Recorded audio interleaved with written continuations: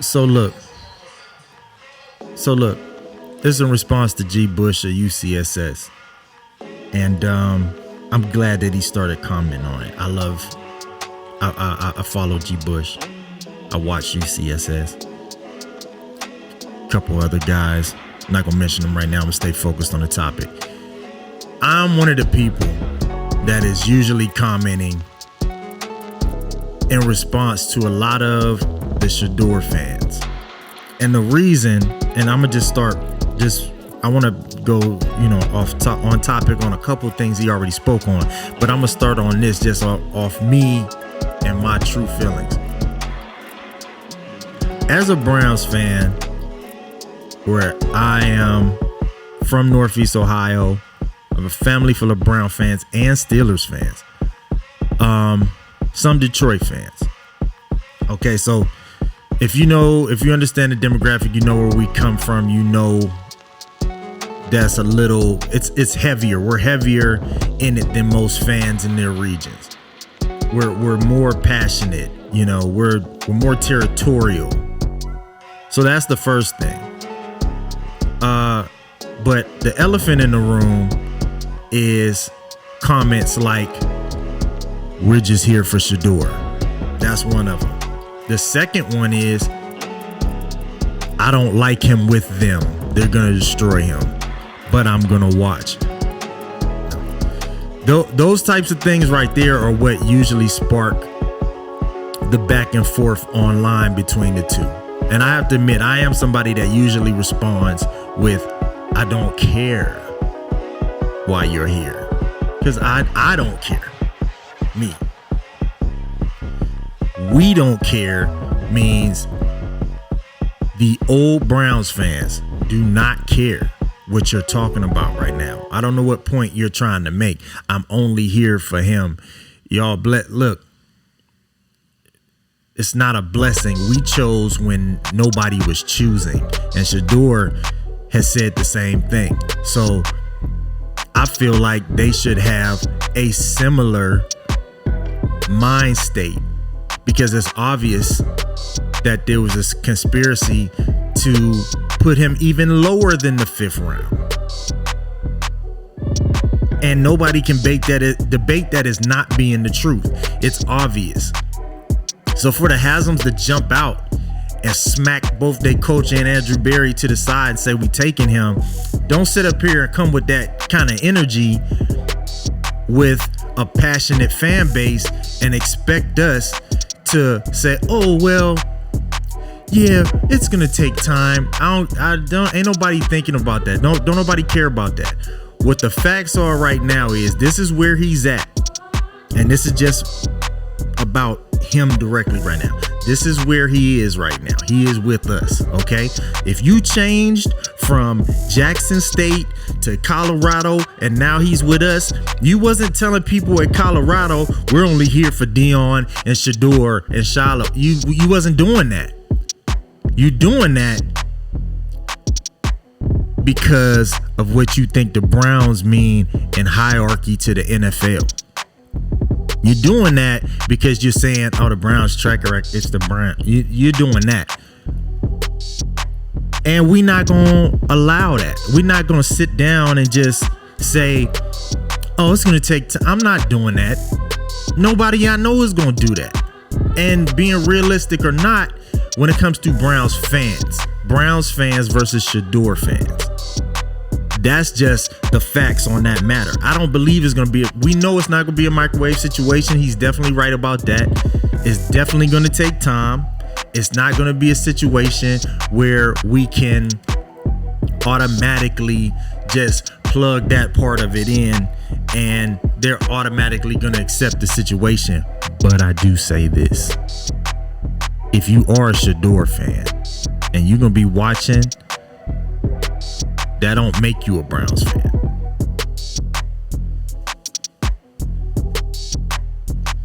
You could be a Steelers fan and be a Shaduer's fan. You could be a Buffalo fan and be a Shiloh fan. I don't. We know it's not going to be an overtime thing, but my thing is people that are fans of them as players are not fans of the teams. And what happens when he goes to another team? What happens if a trade happens? Those people go with him because they're a fan of his branding. They're a fan of something else. They're not a fan of. All right, let me put it like this. I never thought. Here's a better one. I'm a Colin Kaepernick fan because I'm a fan of what Colin Kaepernick stands for in his branding. That don't make me a San Francisco 49ers fan. Now, 49ers is okay, yes, the Bay, but they have a deep-rooted origin in Northeast Ohio. As you guys know, one of the owners from the greatest time in their franchise history is from Northeast Ohio. He built a lot of things in Northeast Ohio, and the DeBartolo family is, given a lot of respect. I got a lot of family members, San Francisco fans too, and it's still an origin thing. But here's the real about the situation. When it comes to Browns fans, when things go bad, everybody's quick to place the blame or say how they think things should play out. We got a 2-time coach of the year, and we got people talking about he needs to be kicked out. You know what I mean? We got things that are working better than they've worked in the last 20 years, but you still want to kick somebody out. I guess the Lions coach should also go too, because they didn't go to Super Bowl. You're not making sense. So when you tell me, we got to accept these, this is what I don't agree with. I'm not going to accept negativity when we're battling enough negativity. So if your comments come with negativity, you're going to have to be prepared or shield up for what's coming. Because if you attack the franchise but say I'm a Shaduer fan, I could look at that and say, okay, we'll make you a fan. But realistically, to expect Browns fans to take that kind of stance and call it maturity, that's a little middle of the roadish. That depends. It does depend on the person, on the person, but it also, if you're a person that is just looking towards and focused on the future, keeping your blinders, Maurice Claret said that to me, is like keeping your blinders on, blocking out the outside noise. That is outside noise. That's outside noise that we don't need. We come from a city where they built a statue for LeBron and tore that shit down as soon as homeboy said, no, I gotta go to Miami. Well, he from the area. He from down the street. So is the statue because he from down the street, or you thought he was gonna do something for you? This is the nature of Cleveland fans. This is the nature of what they expect from Cleveland fans. So trying to kumbaya it or make sense of it in that kind of way, it's just not gonna happen, bro. It's not happening. Day one fans are gonna always look at what they're saying as just disrespect from another branding fan base, because they not even Colorado fans. They fans of a YouTube branding from this guy, which I love it. I love his branding. I like him as a person. I like what I see from him. I like the way he plays. I'm a Shaduer fan too. I'm a Browns fan first. So if it don't go right, I'm not hop skipping to the next team that Shaduer goes to. Because we Browns fans. We real Browns fans. A Shaduer fan is something totally different. And I'm not making light of this, but that's like saying I'm a Jim Carrey fan, but Jim Carrey ain't going up against nobody. There's a difference. If they come to this fan base with that outside noise, we're going to block it and kick it out. We're not gonna be in a patient area when we say we're gonna prove to you that this is gonna be, because we can't prove nothing. Everybody on that field, those coaches, those are the ones that prove. We don't prove anything.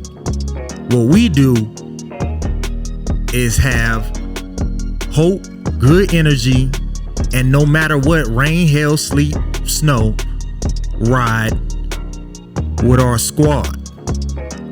I don't even like dudes that get in there and start talking to negativity. We're some losers. No, you a loser. You are a loser, bro. You the loser. So to expect us to be in a turn the other cheek type of mentality, I think is wild. It's really wild. In the in-laws comparison, I'm not. Look, let's go to in-laws comparison. Okay. If I marry her and my family, they see everything she's doing, they love her. That family see everything I'm doing, they love me, but the family is negative. Or if the family come to the wedding or whatever and say, I'm just here for my daughter. So now my family has an obligation to prove to their family that they worth something just because they believe that we not. I don't see it. I understand the comparison, but I don't see where this is making any sense. Like, disrespect is disrespect, and we serious like that. We don't look at it no other kind of way. We don't really look at it as it's just sports, because in Northeast Ohio and Ohio period, it's culture, it's football culture. It's like Texas or Miami, like, you know what I mean? Where when dudes go to the NFL and they from the U, they like, it's the U. We, all right, but you know it's the U. That's how they roll. That's their culture. You can't come in. You just can't come in with this level of disrespect. It's starting to be a high level of disrespect. And I agree with you in the sense that it is starting to be a little Browns versus, Shaduer fans. And I don't like it, but I also don't want to see. And I think, just to be fair, I think it's mostly because of the way that Shaduer had to come into the game. Like, he had to come into the NFL in this kind of like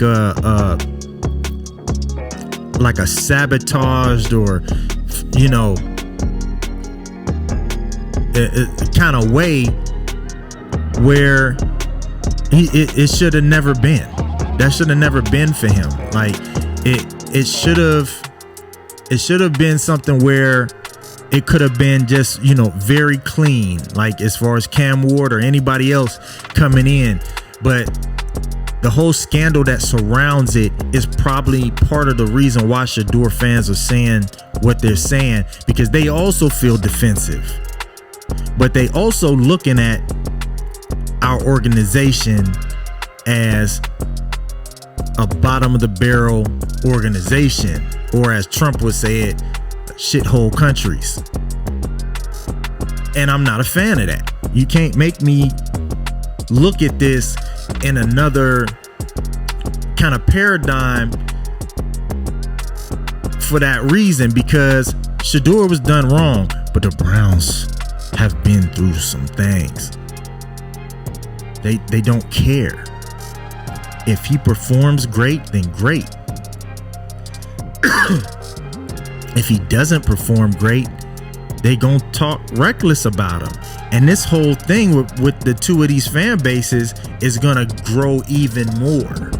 It's gonna get even worse, because if he doesn't perform well, that's gonna be the nature of what everybody's gonna look at. That's just what it is. You know what I mean? That's just my take on it. I'm gonna just leave it right there. But the whole this whole thing, you know, that the responses, I don't want him with the Browns organization, but I'm cheering for him. I'm hoping that he goes somewhere else. These are the kind of comments we getting. We're not getting the comments that come in, you know, as just I'm a Shaduer fan. I'm you know, we get the I'm only here for Shaduer, but we know what that means. You know what it means. You know what it means. That's an underlined, backhanded type of thing to say. So if it continues and it doesn't go great for Shaduer, it's gonna escalate. It's going to escalate. I promise you that. Now, I know it's gonna go great for Shaduer. I know it. It's gonna be great. But I'm not a fan of the disrespect off rip. So what we all need to do is throw positive energy in the direction of this messed up situation, because it's a messed up situation on both parts, on his part, on our part, because in order for us to have built this quarterback situation, there's some disagreement. I'm not going to go as far as to say dissension, but there's a lot of disagreement in the ranks. There's a lot of disagreement. Because if they were in agreement, they would have made a decision together. It would have been a wholehearted, like, we know what we want, we know who we're going after, we're all in agreement. Not these guys know what they want, the owner wants something different, but it might not be available. And because of the collusion, we still don't actually know if all 32 team owners were in agreement to not draft him until a certain time. Maybe they were. And maybe Jimmy said, all right, take him in the 5th. We don't know. So that's where I'm coming from with it. You know what I mean? It's no disrespect at all, but just in response to that, we're not doing that. Like I said in my other video, we're not doing it. We are not doing that. Dog pound for life.